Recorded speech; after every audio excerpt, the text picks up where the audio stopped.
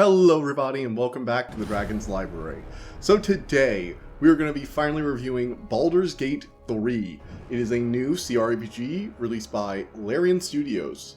Now for those of you who don't know what a CRPG is, I'm going to explain that first, and then move on to Larian Studios. So a CRPG is a type of RPG that's meant to simulate tabletop classic role-playing. I believe it stands for classic role-playing game is what I've generally heard it referred to as.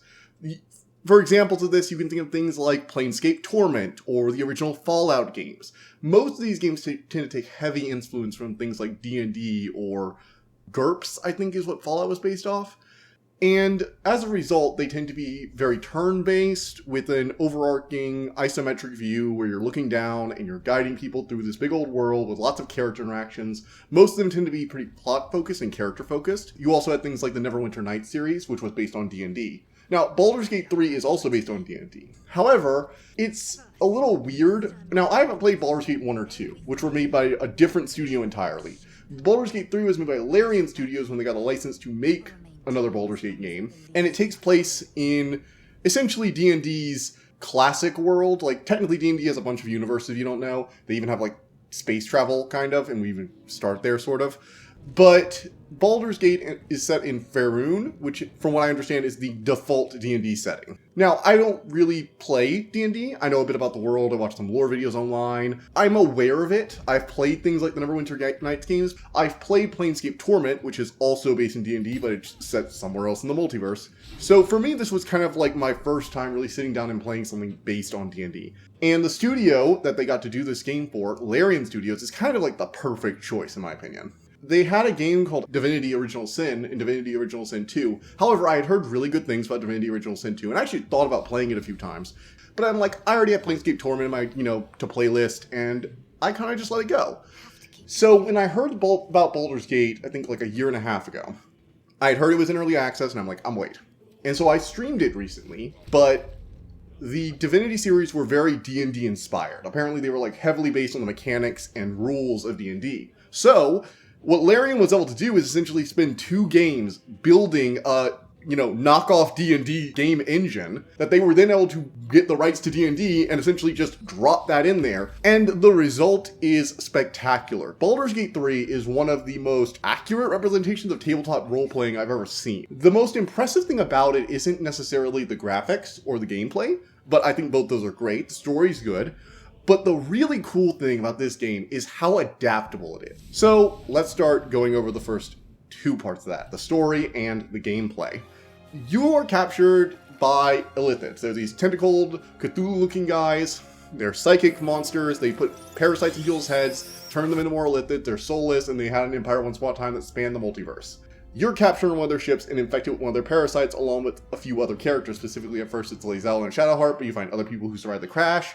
Namely a wizard Gale, a warlock Will, Asterion, who's a half-vampire rogue, and a bunch of other people, Karlak. Anyway, the ship crash lands, and suddenly you're near this grove with a bunch of druids. The tieflings refugees have come here because they've been attacked by followers of a strange new god called the Absolute. Goblins are working with them, there's all this crazy stuff, and it seems like half the Absolute followers are what's called true souls because they are infected with the same parasite. But unfortunately, it's really weird because Ceramorphous takes a few days, and it's been a few days, and none of you are turning into Cthulhu-looking psychic monsters. So you have to figure out what's going on while a strange artifact seems to be protecting you from falling into the brainwashing cult. And from there, it's, explore. You have different acts the game goes through as it changes. You go to strange new parts of the land as you try to make your way back to Baldur's Gate to figure out what's going on. Who's the Absolute? What's going on with the strange artifact? Why are demons and gods and devils all interested in this? And I'm not going to spoil the plot because it's a really fun and interesting plot that I think you should just go into it blind and just have fun. Don't worry, just enjoy yourself. Now, that moves us on to the gameplay. So this is very D&D inspired. The combat is very turn-based. It works on a system of spell slots. Every time you want to use a spell, you have to use a corresponding spell slot. Each spell has like a level. Each class has different things. The sorcerer can use like meta magic to alter spells. The wizard can just learn everything via Swiss Army knife. Warlocks only get 2 spell slots, but those spell slots are essentially the highest level spell slots you can, so they can cast any spell twice. And they also get those spell slots to return on short rest rather than long rest. So a short rest, you get 2 of those in addition to the long rest. So they essentially get 6 slots, but they have to pace them out over different fights.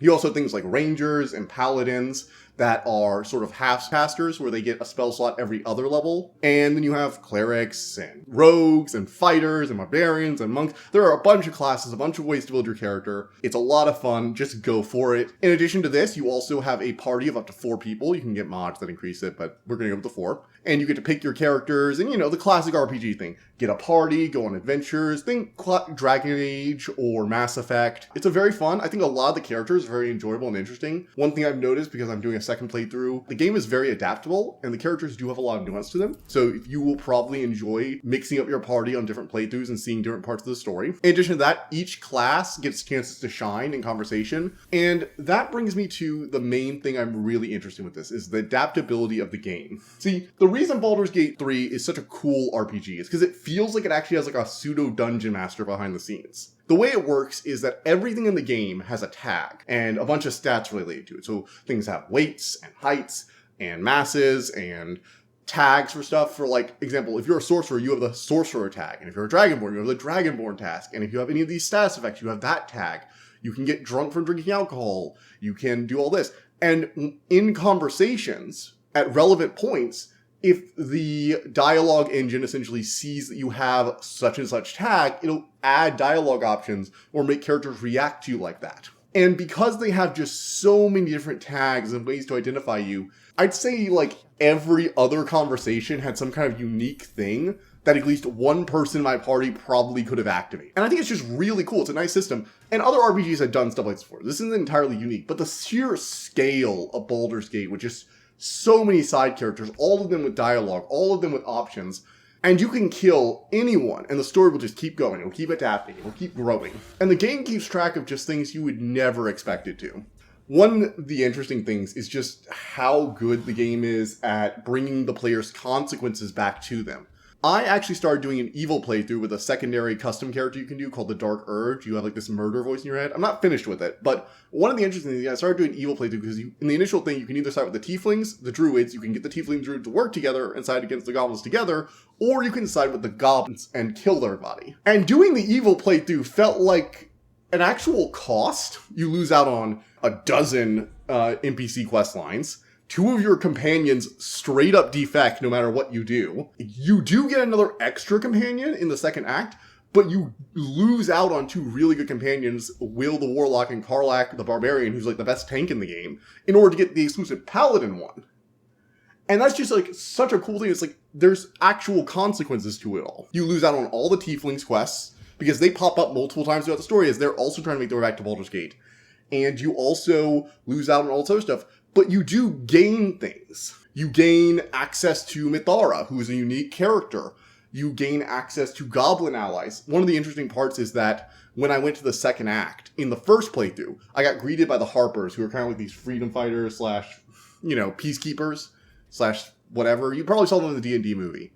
And I was like, okay, cool, so they're going to greet me. But I'm like, wait, but I just killed all the tieflings. I'm not the good guy in this story right now. They're probably not going to want to side with me. And turns out, when I went there, because of the stuff I had done with the goblins in my second playthrough, I was greeted by a goblin who's like, yeah, you know that guy you fought last time, this weird spider guy? Yeah, he'll help lead you through there. So I'm like, I'm about to go through the gate again. And it's like, I'm going to apparently led by this spider centaur that I fought last time. And so the characters are reacting to your prior decisions, which is really, really interesting. However, I'm not sure if I've done a good thing or not, because a lot of the characters that helped me in the final battle are kind of dead or definitely won't be helping me because they have bigger problems. So it's really interesting how the world changes with the playthroughs. Like, these almost feel like 2 completely different playthroughs. Even though we're running through the same story, I'm helping different NPCs for the most part, and I've kind of screwed myself over a lot of the potential I could have had. Now, I'm not sure how much that will matter in the end, but it is a really interesting and fleshed out system for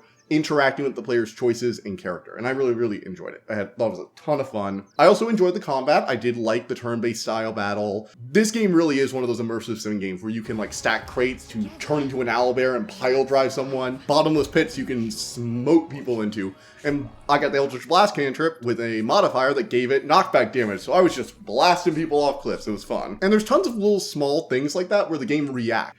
it feels like going on a tabletop campaign, which, you know, seeing as that what they were trying to replicate, good job to Larian Studios. So, yeah, I give this like a 10 out of 10. This is an excellent game.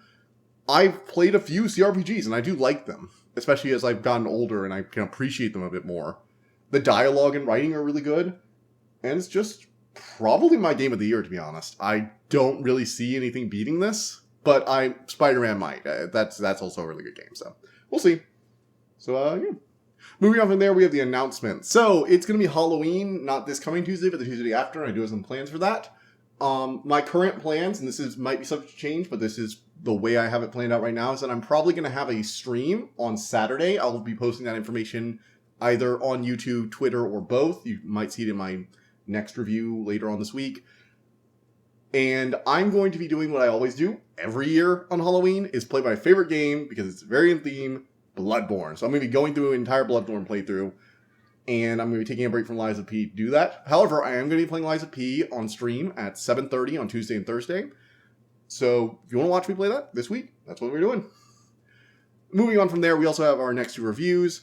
I am not sure what my second review is going to be for this week, or what's going to be like next Monday, but I do have another review coming up for Disenchanted Season 5, because I think Disenchanted is a lot of fun. It's not like the best comedy show ever. It has a lot of Futurama energy, but it doesn't have like the same amount of energy, if that makes sense. It's a little bit lighter, but I still enjoy it. It's a fun show, and I hope Season 5 can pick me up. I have meaning to watch it for a while, so we'll see about that. Moving on to the end card, we have the subscribe orb. Go to my channel, subscribe. We have a playlist of all the stuff I've done this year, and also a video YouTube recommends. I have no idea what it is. YouTube recommends it, so check that out. And I'll see you guys next time. Bye!